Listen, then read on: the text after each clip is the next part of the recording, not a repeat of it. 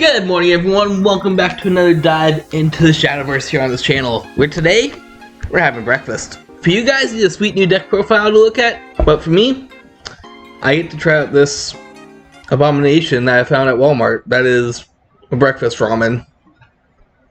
I'm scared. One thing I do want to point out before we get started is this deck was designed back in set 3, Flames of Leviathan, so there will be a couple of new cards that are missing from this. That being said, stick around to the end and we'll talk about some techs that you can do to improve this. So the reason I call this deck Breakfast is, you know, Egg Heaven? You know, the Runecraft deck where you just explode eggs everywhere and recover a bunch of draws and amulets and stuff because they're good, and you could already see them in the corner. We're playing the other craft. Craft macaroni and cheese. My main craft. Spells. Or Rune or whatever it's called. You guys already know.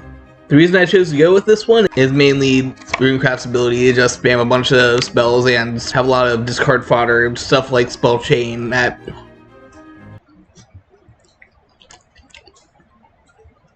okay. But with things like Spell Chain and the recovery of certain cards, I'm going for more of an infinite egg build. Not traditional, oh hey, protect your field by drawing a bunch of cards afterwards with amulets thing. So anyways, let's get started with our breakfast now, shall we? Of course, the start of the deck is our good friend Explosion here. That says that you deal X damage to all followers on the field and every enemy leader, X equaling the number of Eggies and Eggy Boys that are in your drop plus 1. This is essentially a nuke on a stick, and that stick just gets bigger and bigger and bigger the more that you have in your drop zone, which of course is why you have to run a playset of Humpty Dumpty as well. This is a just 0 cost evolve card. When it evolves, you're able to deal 5 damage to everything on the field and then discard your hands. Spoilers, we're not running the evolution. You can run the evolution, but we're not running the evolution in this build. Because of that, he's just a body, you ram him into guys, you're able to discard him with all your various spells, and you just make the egg bomb grow a little bit bigger. That said, if you want to run this evolution, go for it. Obviously, you're going to be discarding your hand, which is not as good as Haven because you don't have as much recovery. But I'll show you in a second a couple ways that you are able to recover from this. So if you want to have those 3 extra spaces in your evolution deck for this guy, go for it. To help your Eggy Boys get bigger, we're running the meat of this breakfast, and that is horses. Or I guess be more specific, the Umamusume girls that are, you know, horse girls or whatever. Starting things off with this girl, she's a 2-1 with carrots, that carrot being something that gives all of your horse girls rush, and then when you carrot her, you're able to draw a card and discard a card. Pretty simple, 2-1s, max up in the face, draw and discard, get more Eggies in the drop zone. Very similar, we use this as a one of, it's a 3/3/3 drop, which is a little bit more expensive. However, on race she is +1/+1, drawing 2 and discarding 1. So you net 1 more card in hand, she becomes a 4/4 with rush for 4 cost, since, you know, race or whatever. Then we've got a couple of horse spells. This one's just a 1 cost quick, deals 2 to something, 3 to something if they're racing, so it does benefit you having carrots on the girls. Then horse spell number 2 right here is another quick play that says you deal 3 something, 4 if you got Umamusume card on the board. So basically, as long as you play this on the turn that you have a girl, you're going to be dealing 4 damage for 2. This is effectively another Surefire Bullets. Spoilers, we run Surefire Bullets. There it is. We got 2 of these. One of the horses. You're basically running 3 as a split because you're not always going to have evolutions out. So if you just have girls that are racing, you can deal it that way. But Surefire, same thing. 3 damage for 2. If they're evolved, you deal 4 instead. Really solid card. It's generic, so you can run everything. Then to get back some of these spell cards that you've been using so far and using to buff up your Eggy eggs, you have this chick who you could race, you don't race, you just ignore that part. The part that's important is her last word, the effect that happens when she dies, and that is you're able to grab a spell from your cemetery, add back to your hand, thus recurring some spells. That's not the important one though. The important horse, and the last horse that I've saved best for last, is the best, and that is Agnes Tachyon here. I get some meat in this. When we talk about horses, I want to get some meat. Noodles. So this science horse has 2 different effects besides the whole evolving. She's one of our evolving Nina spoilers. 2 drop for a 2/2 with race, of course. But more importantly, whenever you play a spell, you're able to take one of your enemy follower things and give it -1/-1, slowly poisoning things whenever you play spells. And as a reminder, in this game, when something goes to 0 defense, it just automatically dies. So you can drain them down to 0 by doing some pretty sneaky combos like attacking and then activating things, or just slowly playing a bunch of spells. When she evolved though, this is why she's also a recursion girl, just like the one I just talked about. Because on evolve, you can select a cemetery and add it back to your hand. Pretty cut and dry. She still keeps the drain ability. She loses race. Oh no, we don't care about race too much. What you care about, she's a 3/3 that still says whenever you play a spell, you can drain cards. Solid.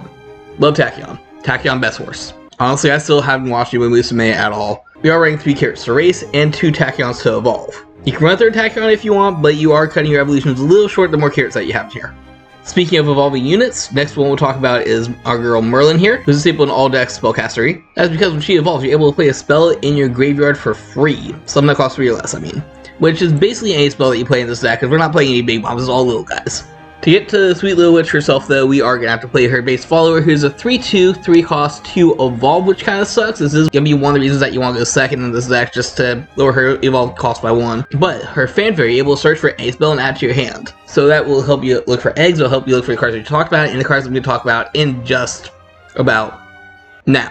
Spell Catch has a 3 of. This is pretty standard in your spell chain decks. This is not spell chain though, but we're still using it because you're able to dig through your top 4, grab 1 spell in hand, 1 to drop zone. The 1 to drop zone is not going to matter too much because Merlin and Tachyon recurring stuff. And of course, if you have more eggs, you can fill up your eggs that way. Of course, this check top 4 tutors the thing, and it's quick place. So if you don't have anything to do by end of your opponent's turn, you can just pop this. Execution is our one exception to the 3 cost or less spell rule, and that is because it's a 4-drop quick that lets you kill anything, even amulets, even continuous. What else is on the field besides creatures? It doesn't matter. If you see a threat that's not a creature, this is what this is for. I honestly run as a staple as one of the most decks, maybe 2 if you have room for it, but it's just a good. Then rounding up our spell lineup are a couple of things that help us draw cards to help recover from explosions, and if you did run the Humpty Hump, and those are just draw cards, like Insight, you draw a card. Cool. Fate Sand, you draw 2 cards. If you spell chain 10, you gain 1 back, thus making it 2 costs. And if you have stuff that you need to discard, Trail of Light lets you draw a card. This card doesn't matter as much, except for you are running a couple horse squirrels that do that, and you see here in the corner the Final Evolving Unit. Let's talk about the Final Evolving Unit. It's one of my favorite cards, and I really want her leader. So if you want to help support me on this channel so I can afford a Daria leader and some other things, the channel stuff, check out my page on TCG Player, or of course, Raise Energy Code Scourge, save 15% on all your online orders. Everything helps come back to this channel so I can afford to make more awesome content, make more awesome decks, go on more awesome coaster trips, and I'm talking about expensive things. I'm just gonna sit here and eat my ramen. Daria, Dimensional Ramen Eater. But your girl here is the dump, and that's not just in one way, because when you play her, you're able to discard your hand, then fill up your EX gauge, your secondary hand, with up to 5 cards, completely filling it, and like I said, this is your secondary hand, so if you see something in there, you can play it. Then for a slightly less important skill in this build specifically, she does count your creatures towards spell chain. Wink. This will be coming clutch for another deck I want to post, so make sure you are subscribed to see it go live. For all intents and purposes though, this is mainly just a dump hand to get more Eggies in there to get your Eggie bombs bigger. So that's why we only have her in a 2 of instead of a full copy of 3 like I usually run. Then when she evolves, you have the ability to not only keep your spell chain going, but you can target 2 cards in your EX area when she evolves, both a follower and a spell, and reduce their cost by 5 for us that turn. So you can basically play any card in your deck for free, since everything in here but Daria does cost less than 4. Really solid recovery, dumps your hands, and just best girl. We love Daria here. Then what's left? We got a couple cards here. We got this card. That's the one of because I only own 1. Bellringer, Ding Dong. 1 drop ward, 0/2 last words, draw a card. Is good. I need 2 more if I want to actually play these correctly in decks. Right now, it's just kind of filler, but ding dong. Then the final card in the deck is one that I've enjoyed playing ever since I started picking up Runecraft, ever since I started doing Spell Chain, and that is the Runeblade Summoner, who's a really simple card that has a couple of effects, and that is her actual spell chain, which, as I said, is the number of spells that you have in graveyard. On her own, she's a 3-drop 1/1, which kind of seems mid, but then looking at her chains, when you get to 5, she becomes a 5/5.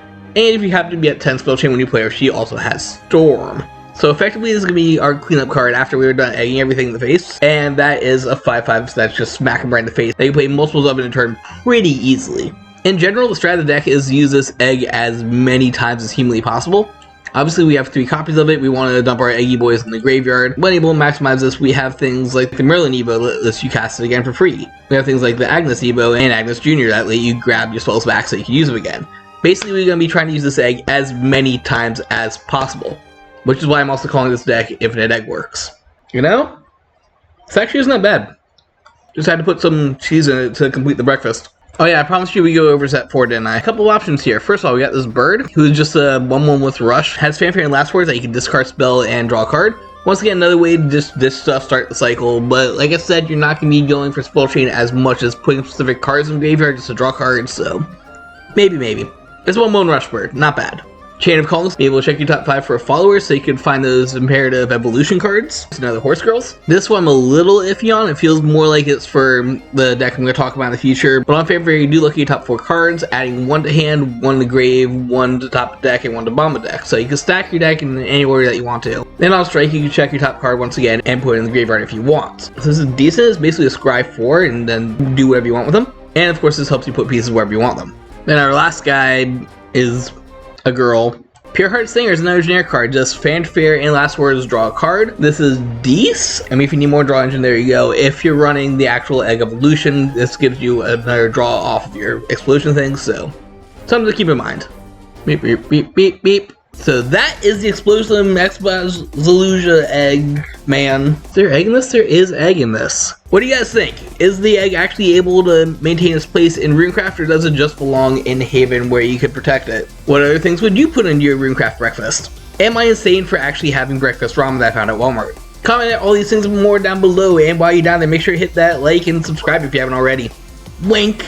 But once again, thank you guys for watching. More Shadowverse content will be coming your way soon. I've got a couple other decks I've been cooking up, and plenty of other awesome coaster and card game content here on the channel as always. So until next time, always embrace the egg. This is where we put the egg here.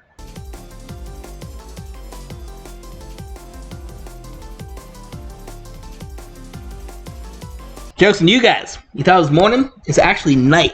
You can hear, if you can hear, there's the Reds game going on across the stadium for me. I had you all fooled. Gimmick. Seriously though, I don't know how I feel about this after a couple bites.